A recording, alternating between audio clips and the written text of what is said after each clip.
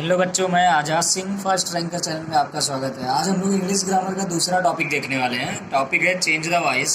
ठीक है, इसके पहले पहले वाले वीडियो में हम लोगों ने क्वेश्चन टैग के बारे में देखा था। दो चार एग्जांपल देख के उसको समझा था। आई होप आप सबको समझ में आया होगा। तो अभी आइए देखते हैं चेंज द वॉइस। बहुत ही अच्छा है, ईजी है और 1-2 मार्क्स आराम से दिलाएगा ये एग्ज़ाम में। ठीक है, तो there are 2 kinds of voice, active voice and passive voice.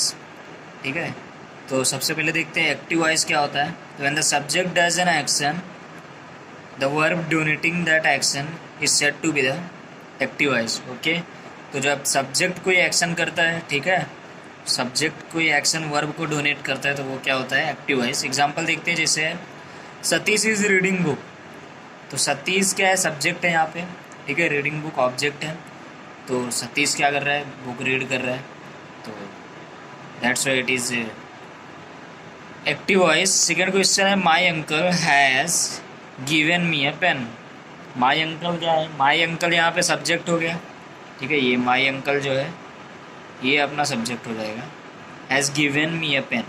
Okay, तो ये ऑब्जेक्ट हो जाएगा। ठीक है, तो उसमें क्या हो रहा है, तो सब्जेक्ट काम कर रहा है यहाँ पे। एक्शन में कौन है, सब्जेक्ट है। दैट्स वाई ये एक्टिव वॉइस है।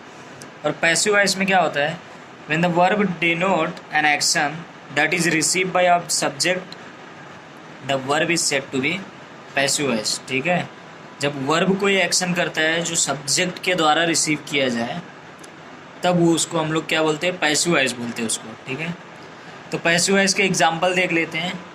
Book is being read by Satish.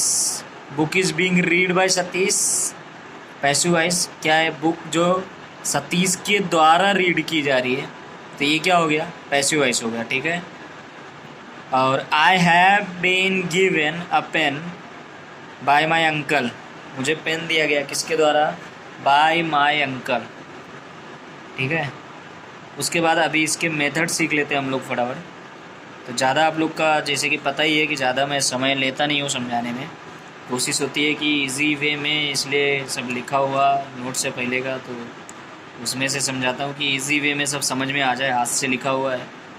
ठीक है, मेथड है कुछ एक्टिव से पैसिव वॉइस में चेंज करने के लिए। पहले देखते हैं हम लोग, तो changing method of changing to active voice to passive voice. सबसे पहला पॉइंट है, द सब्जेक्ट बिकम्स ऑब्जेक्ट। जो सब्जेक्ट है वो ऑब्जेक्ट हो जाता है। जब एक्टिव से हम लोग पैसिव में जाते हैं तो सब्जेक्ट है वो ऑब्जेक्ट हो जाता है और ऑब्जेक्ट जो है वो सब्जेक्ट हो जाता है। ठीक है, ये 2 कॉमन पॉइंट है, इसको याद रखिएगा, बहुत ही इजी है। ठीक है, तो सब्जेक्ट ऑब्जेक्ट हो जाता है, ऑब्जेक्ट सब्जेक्ट हो जाता है। थर्ड पॉइंट है, वर्ब का थर्ड फॉर्म यूज़ होता है हमेशा एक्टिव से पैसिव में जाने के लिए। वर्ब का थर्ड फॉर्म यूज़ होता है। और लास्ट पॉइंट है, before the object by is used. तो मतलब कि पैसिव वॉइस पहचानने के लिए एक बात तो कन्फर्म है कि बाय यूज़ होगा और वर्ब का थर्ड फॉर्म यूज़ होगा। ये 2 कंपलसरी चीज़ें हैं। ठीक है, तो before the object by is used. ठीक है, अभी चेंज ऑफ हेल्पिंग वर्ब, उसके हेल्पिंग वर्ब जो है वो किस फॉर्म में चेंज होते हैं, तो ये एक टेबल बनाया है, उसमें से आप लोग देखोगे तो पूरा बहुत अच्छी तरीके से समझ में आएगा। ठीक है, तो इस साइड में ये टेंस का पूरा टेबल है।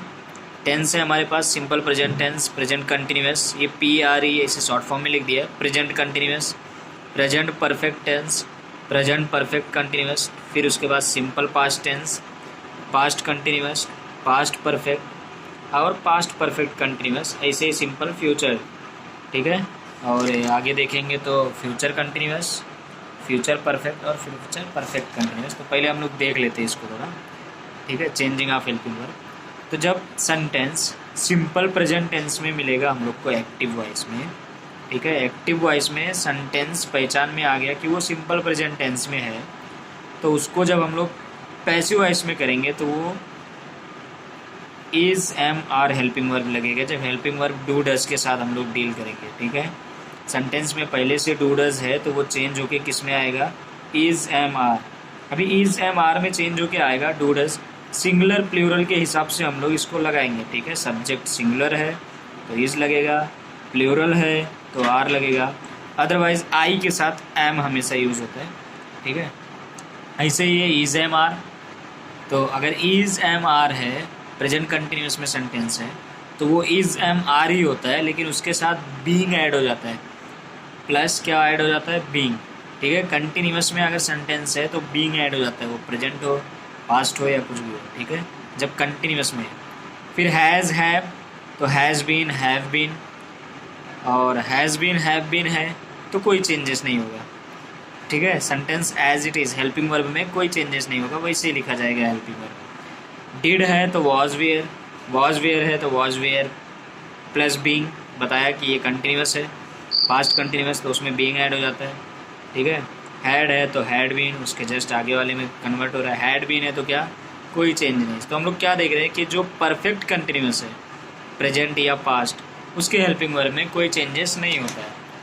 ठीक है, उसके बाद क्या आ गया, हैड बीन हो गया। उसके बाद लास्ट वाला हम लोगों ने देखा नहीं, सिंपल फ्यूचर का क्या है, विल सेल है तो क्या होगा, विल बी सेल बी, उसके जस्ट बाद वाला। ठीक है, टेबल के हिसाब से याद रखेंगे, एक लाइन से अपना हेल्पिंग वर्ब याद रहेगा प्रॉपर पॉइंट में, तो ये सब इजीली याद हो जाएगा। कंटिन्यूस आ गया फिर से, तो विल बी सेल बी क्या होगा, नो चेंज। ठीक है, ये फ्यूचर के लिए हर एक केस में कहीं भी जाओगे तो तुम लोग को एक्सेप्शनल केस मिलेगा थोड़ा। ठीक है, उस पर थोड़ा ध्यान देना है। तो विल हैव सेल हैव क्या होगा, will have been shall have been, और will have been shall have been, no change, helping verb as it is रहेगा। और कुछ जो जैसे कि क्वेश्चन टैग में भी हम लोगों ने देखा था, इसे यहाँ भी कुछ है अलग से जो हेल्पिंग वर्ब होते हैं मॉडल ऑक्सिलरी वाले, उसको देख लेते हैं। कैन का can be, could be, shall be, should be, would का would be, may be, might be, must be. ठीक है, I my me, she her, he his him, we और us, you your you, they their them. ये क्या है, जब changes होगा ना, जब इसको यूज़ करेंगे, तो जैसे सी रहेगा तो उसकी जगह हर यूज़ करेंगे, ही है तो हीज़ यूज़ करेंगे, नाम लिखा है तो भी हीज़ यूज़ करेंगे, हिम यूज़ करेंगे, ऐसा वो चेंजेस हो जाता है। ठीक है, तो इसलिए एक छोटा सा टेबल इधर बना दिया, उसको भी ध्यान में रखना। तो आई होप इतना सब समझ में आया होगा। जो भी थोड़ा बहुत डाउट रह गया होगा तो अपने एग्जाम्पल से हम लोग समझ लेते हैं फटाफट। ठीक है, तो दोस्तों बस लाइक करते रहिए, सपोर्ट करते रहिए, जिससे मैं और अच्छे अच्छे वीडियो बना सकूं और अच्छी तरीके से समझा सकूं आगे चल के। एग्जाम्पल देखते हैं, I write a story every day. ठीक है, I write a story every day. अभी इसमें देखो कुछ हेल्पिंग वर्ब दिख नहीं रहा है, कुछ हेल्पिंग वर्ब दिख रहा है क्या, नहीं दिख रहा है। बट सेंटेंस जो सिंपल प्रेजेंट टेंस और सिंपल पास्ट टेंस के होते हैं, उसमें बहुत से सेंटेंस में हेल्पिंग वर्ब नहीं रहते जो अफर्मेटिव सेंटेंस होते हैं। तो I write a story every day है ना, तो ये कैसा सेंटेंस है, सिंपल प्रेजेंट टेंस का है, इसमें डू डज हेल्पिंग वर्ब होता है। ठीक है, एस आर एस फॉर्म लगाए तो डज, नहीं तो समझ लो डू। ठीक है, तो इधर अभी देखते हैं आई क्या है, आई जो है वो अपना सब्जेक्ट हो गया। ठीक है, उसके बाद आई स्टोरी एवरी डे, ये पूरा क्या हो गया, ऑब्जेक्ट हो गया, स्टोरी एवरी डे। ठीक है, तो सबसे पहले क्या होगा, सब्जेक्ट बिकम ऑब्जेक्ट, यही पढ़ा है हम लोगों ने। तो आई स्टोरी एवरी डे, तो ये हम लोग लिखेंगे आई स्टोरी, ये क्या है, ऑब्जेक्ट है ना, एवरी डे बाद में लिखेंगे आई स्टोरी। तो आई स्टोरी, फिर डू डज हेल्पिंग वर्ब, इसमें सिंपल प्रेजेंट टेंस में ये, और ये सिंगुलर है। तो आई स्टोरी इज़, और राइट का थर्ड फॉर्म हमेशा पैसिव वॉइस में थर्ड फॉर्म यूज़ होता है। तो I story is written every day by me. ठीक है, तो I story is written every day by me. ठीक है, या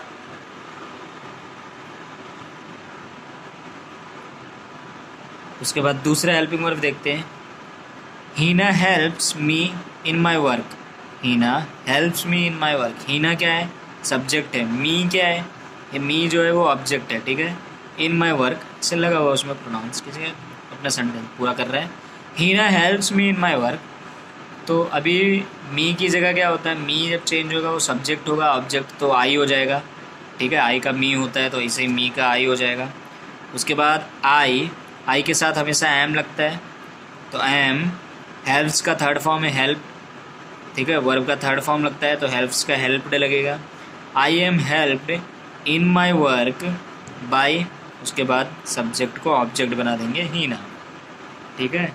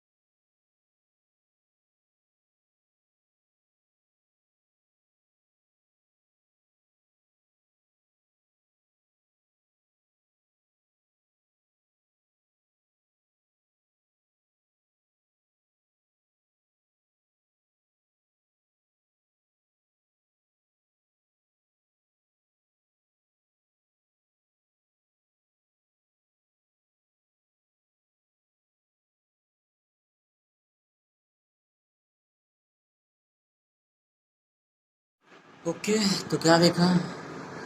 आई शैल, सॉरी कौन सा देख रहे थे हम लोग? I shall be met on Monday by them. ठीक है, एग्जाम्पल्स बराबर समझ में आ गया। ओके, तो ये यहाँ पे ओवर हो गया। एग्जाम्पल तुम लोग को दिखा देता हूँ जो लिखा हुआ है, क्योंकि प्रैक्टिस हो जाएगी। मैं चाहता हूँ कि तुम लोग अच्छे से प्रैक्टिस करो। ग्रामर के जो इजी मार्क्स हैं एटलीस्ट वो ना जाए। ठीक है, उसके बाद धीरे धीरे एग्जाम्पल्स ऐसे एग्जाम्पल्स फिर हम लोग यहाँ पे दूसरा मेथड सीखते हैं। एग्जाम्पल्स तो आप लोग को कहीं से भी मिल जाएगा। अभी यहाँ दूसरा मेथड देखते हैं क्या इसमें। तो अब क्या है, सेंटेंस जो चेंज हो गया।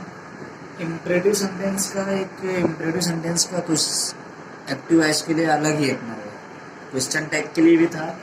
ठीक है, इम्परेटिव सेंटेंस हुआ तो क्वेश्चन टैग के लिए हम लोग क्या लगाते थे, विल यू। ठीक है, नेक्स्ट लेक्चर में जाकर रिवाइज कर लेना, लास्ट लेक्चर है जो पिछले है उसमें दिया मैंने, तो विल यू लगाते थे। अभी यहाँ देखो, यहाँ भी इम्परेटिव सेंटेंस का कुछ अलग ही अपना चलता रहता है, तो उसके लिए अलग ही कुछ वर्ड्स यूज होंगे जो उसको हम लोग देख लेते हैं। ईजी है, सिर्फ एक बार याद ही रखना है। जैसे उसमें करना था वैसे इसमें भी है, समझ लो, डायरेक्ट ये याद हो जाएगा। While changing from active to passive voice, the following changes take place in imperative sentence। और वो following changes क्या है वो हम लोग यहाँ पे देखते हैं। The sentence in a passive voice will begin with let। जब passive voice स्टार्ट होगा वो हमेशा let से स्टार्ट होगा। पहला हो गया। नेक्स्ट क्या है, the object becomes subject and after that be is used। ठीक है, let से स्टार्ट होगा, ऑब्जेक्ट बिकम सब्जेक्ट। ठीक है, ऑब्जेक्ट जो है वो सब्जेक्ट हो जाएगा और उसके जस्ट बाद क्या होगा, बी यूज़ करना है हम लोग को। उसके बाद tense of the word is maintain. Verb का जो टेंस है वो भी मेंटेन होना चाहिए, चेंज नहीं होना चाहिए। उसके बाद इफ द सेंटेंसेस अगर सेंटेंस में please, sir are used, then at the place of this word you are requested to will be written and these words will be removed। क्या बोल रहे लाइन की, अगर सेंटेंस में प्लीज या sir ये हमने कहीं यूज किया है और सेंटेंस में अगर ये वर्ड्स यूज हैं तो उसकी जगह पे हम लोग को क्या यूज करना है, यू आर रिक्वेस्टेड टू। ठीक है, और जो ये वर्ड्स यूज है प्लीज और सर वो उसको रिमूव कर देना है। एग्जाम्पल देख लेते हैं। Call the servant imperative sentence है, तो सेंटेंस स्टार्ट विथ लेट। ठीक है, लेट द सर्वेंट। ठीक है, ऑब्जेक्ट के जज्बात क्या लगेगा, बी। कॉल का क्या हो जाएगा, कॉल्ड। तो let the servant be called. उसके बाद है रीड योर बुक्स। ठीक है, रीड योर बुक्स, तो let your books be read. Read का थर्ड फॉर्म तो वही होता है, तो वही पढ़ेंगे। ठीक है, तो एकदम इजी है ना इम्परेटिव सेंटेंस का क्वेश्चन टैग। आई होप एकदम इजी होगा, आपको समझ में आएगा। ठीक है, नेक्स्ट एग्जांपल आप लोग देख सकते हो अगर देखना है तो जैसे कि ये देख लो, ओपन द डोर, तो let the door be open. Change हुआ बराबर, लेट लगा, द डोर लगा, बी लगा, उसके जस्ट बाद ऑब्जेक्ट सब्जेक्ट हुआ जब, और ओपन का ओपन लिखे। ठीक है, तो ऐसे ही सारे एग्जाम्पल से देख लो फटाफट। इम्परेटिव सेंटेंस में कोई दिक्कत नहीं आएगा आप लोग को। मैं बोलता हूँ सारे एग्जाम्पल देख लोगे, उसके बाद फिर हमेशा कर लोगे। प्लीज़ वाले सेंटेंस एक हम लोग दे ले, प्लीज़ सिट हियर, तो प्लीज़ की जगह क्या लिखना है मुझे, यू आर रिक्वेस्टेड टू। ठीक है, तो यू आर रिक्वेस्टेड टू तक लिख दिया, उसके बाद सिट हियर, प्लीज़ हट गया, ख़त्म हो गया बराबर। प्लीज़ कम हियर, तो you are requested to come here. ठीक है, तो प्लीज़ वाले सेंटेंस भी कोई टेंशन नहीं है। ठीक है, लंबा होता जा रहा है लेकिन अब ये थोड़ा सा है, इसको देख लेते हैं। इसका ज़्यादा काम नहीं पड़ता, थोड़ा पड़ता है, तो देख लेते हैं कि इंटरचेंज पैसिव टू एक्टिव हो गया तो क्या होता है। इसके डायरेक्ट एग्जांपल देख लेते हैं। सारा प्रोसीजर उल्टा ही है तो देखना वही है। ठीक है, तो एग्जांपल देख लेते हैं। अब book was being sold by him, तो थर्ड फॉर्म लगा था, बाय लगा था। ठीक है, तो ये पैसिव तो पता चल गया, तो क्या होगा भाई, ही हो जाएगा, ये गायब हो जाएगा। ठीक है, इसकी जगह बीइंग गायब हो जाएगा, वॉज लगेगा, और सेल का सेलिंग हो जाएगा, सोल्ड का। अब बुक, तो he was selling a book बराबर। थर्ड फॉर्म को चेंज कर दिया सेंटेंस के हिसाब से, और ये हो गया। तो हम लोग जिसने एक्टिव वॉइस देख लिया, एक्टिव से पैसिव अच्छे से सीख लिया, तो पैसिव से एक्टिव ईजी है। ठीक है, वाइस वर्सा, जैसे हम लोग मैथ्स में ज्योमेट्री में पढ़ते रहते हैं, है ना। ओके, तो जैसे ज्योमेट्री में रहता है ना, ज्योमेट्री में हम लोग थ्योरम पढ़ते हैं, फिर बोल देते हैं कि ये थ्योरम का जस्ट उल्टा है, उसके बाद वाला वो क्या होता है, उसका कन्वर्स है। ठीक है, तो कन्वर्स पार्ट हो जाता है हमारा। ऐसे ही ये भी है। एक और एग्जांपल देख लेते हैं, he will be called by me. Okay, तो आई शैल कॉल हिम। ठीक है, शैल का यूज़ किया क्योंकि आई ये लग गया, मी को चेंज किया जब, और कॉल हिम। ठीक है, वर्ब का फर्स्ट फॉर्म ले आया, और फ्यूचर टेंस में हमेशा फर्स्ट फॉर्म ही यूज़ होता है। फिर हिम, ही का हिम कर दिया। ठीक है, ऐसे सारे एग्जांपल है, आप लोग देख लीजिए बस, और कुछ नहीं करना है बस। बाकी सब एकदम मज़े में पढ़िए, एक बार देख लीजिए। पैसिव वॉइस एक्टिव वॉइस में कोई दिक्कत नहीं आएगी। यहाँ पे देखो लिखा है you are requested to go there, तो यू आर रिक्वेस्टेड टू हम लोग यूज़ करते हैं। ठीक है, किसकी जगह पे, प्लीज़ या सर की जगह पे, तो यहाँ पे प्लीज़ लगा दिया, प्लीज़ गो देयर, ख़त्म हो गया तुम्हारा सेंटेंस। ओके, ठीक है दोस्तों, तो अब बस यहाँ पे अपना टॉपिक ख़त्म हो जा रहा है, तो अच्छे से बाकी रिवीजन कर लीजिएगा लेक्चर देख के, और पढ़ाई करते रहिए। Best of luck for your exam, और चैनल को शेयर भी करिए, बाकी लोग भी पढ़ सके इससे। ठीक है, लाइक भी करते रहिए। Thank you very much.